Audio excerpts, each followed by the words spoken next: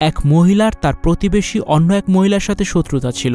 এক রাতে অতিরিক্ত মদ্যপান করার কারণে সেই মহিলা অজ্ঞান হয়ে নিজের সন্তানকে এই দুনিয়া থেকে সরিয়ে দিল এবং দুনিয়া থেকে সরিয়ে ফেলার পর সন্তানকে প্রতিবেশী মহিলার বাড়িতে রেখে আসলো। সকালে তার উপরে অপবাদ দিল যে সে তার সন্তানকে দুনিয়া থেকে সরিয়ে দিয়েছে। তাদেরকে বিচারকের দরবারে উপস্থিত করা হলো। বিচারক প্রথমে প্রতিবেশী মহিলাকে নিরালায় ডেকে নিয়ে অনেক ভয়ভীতি দেখিয়ে বলল, সত্য কথা বলো, না হলে তোমাকেও এই দুনিয়া থেকে চিরবিদায় করে দেব। মহিলা শপথ করে অস্বীকার করল।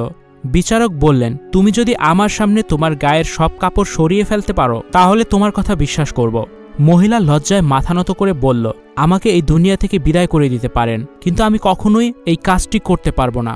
বিচারক তাকে ছেড়ে দিলেন এবং বাদী মহিলাকে নিরালায় ডেকে নিয়ে বললেন, তুমি যদি আমার সামনে তোমার গায়ের সব কাপড় সরিয়ে ফেলতে পারো তোমার কথা বিশ্বাস করব। সেই মহিলা যখন তার গায়ের সব কাপড় সরিয়ে ফেলতে লাগলো, বিচারক তাকে নিষেধ করলেন এবং বললেন, তুমি নিজেই তোমার সন্তানকে এই দুনিয়া থেকে সরিয়ে দিয়েছ। বিচারক সেই মহিলাকে কয়েকটি বেতের আঘাত করলেন এবং মহিলা স্বীকারোক্তি দিলেন যে আমি আমার নিজের সন্তানকে এই পৃথিবী থেকে সরিয়ে দিয়েছি।